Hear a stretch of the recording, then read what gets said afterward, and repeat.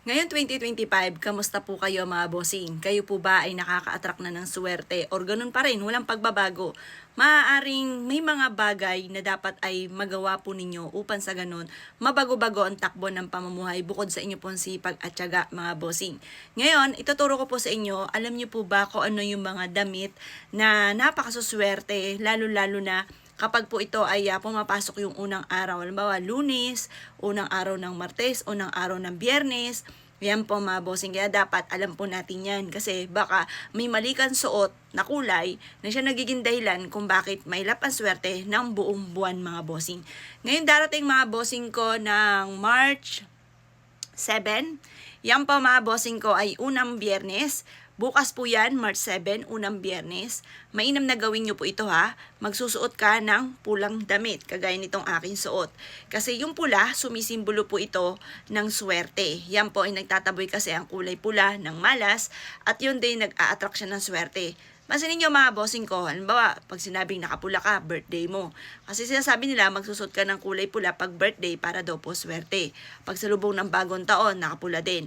Kayo po ba ay nakarinig na magsuot ka ng itim, magsuot ka ng puti sa birthday mo? Wala pong ganun. Lagi siya sabi, magpula ka, or kaya pag nakakakita ka nakakulay pula, birthday mo. Yung mga ganyan mga bossing. Or kaya bagong taon, magsuot ka ng pula para maka-attract ka ng swerte.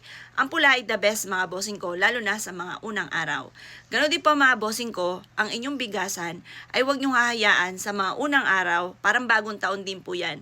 Halimbawa, Monday ang unang araw ng pasok ng buong isang linggo. Di ba? Sisimula tayo Monday.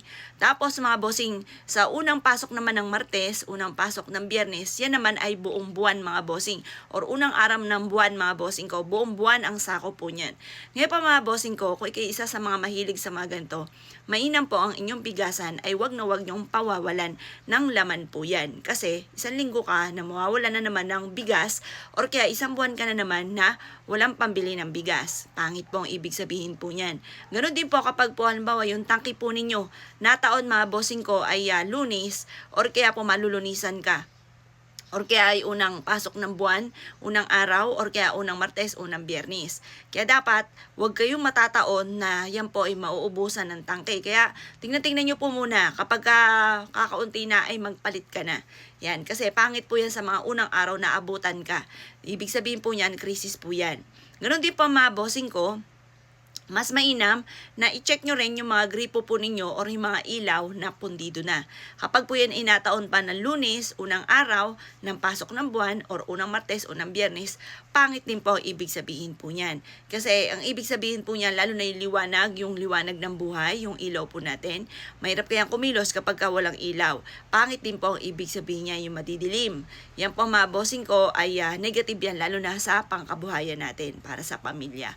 Kaya dapat, bago yung sumapit yung mga ganyan, lalo na kung hindi ka naman abala, i-check nyo po yan. Kasi kapag inabot ka ng mga ganyang araw, ay hindi ganun kagandahan. At syempre, meron naman tayong mga pangontra kapag inabot ka sa mga ganyan mga sitwasyon. Kasi di ba lalo na yung ilaw, yung pala mapupundi na biglang kumurap-kurap na taon ay Lunes. O di syempre, maiinis ka nun o malulungkot. Ngayon, ganito ang gagawin nyo. Kukontrahin nyo po siya. Imbis po na malas, ay may swerteng darating. Ganon mga boss. Yung banti po na alam nyo sa puso't isipan nyo na hindi ganon kagandahan kasi Lunes. Ngayon, i-reverse nyo, ibubukan nyo sa inyong pambibig na, ay may swerteng darating. Kumbaga, pag pakiramdaman po ninyo, imbis po na ikaw ay mamalasin, ay may swerte na darating. Kumbaga, mari-reverse. Pero syempre mga boss, lagi yung titingnan-tingnan din yung mga nabanggit ko nga sa inyo. At syempre, magsusot ka ng ganito mga pinulahan na damit kasi malaking tulong po talaga siya. Subukan nyo sa mga unang araw at ikaw ay magpupula.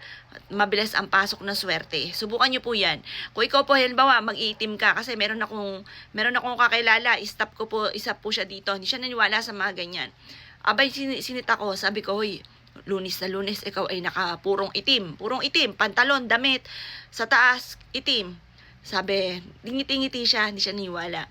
Alam niyo po ba, minumuntik-muntik na siya ng buong isang linggo. Kaya nung sumunod na linggo, hindi na siya nagagano, nagpupula na po siya kada Lunes.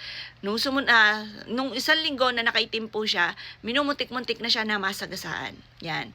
Ngayon pa mga bossing, ganun din po mga bossing ko, ang daming pag-aaway sa loob ng kanilang tahanan. Sila magulo, maraming mga pangit na nangyari. Ganun din po nawala rin yung cellphone niya. O, di ba? Kaya sabi ko sa kanya, kita mo, pinipiloso po mo pa ako, hindi ka maniwala.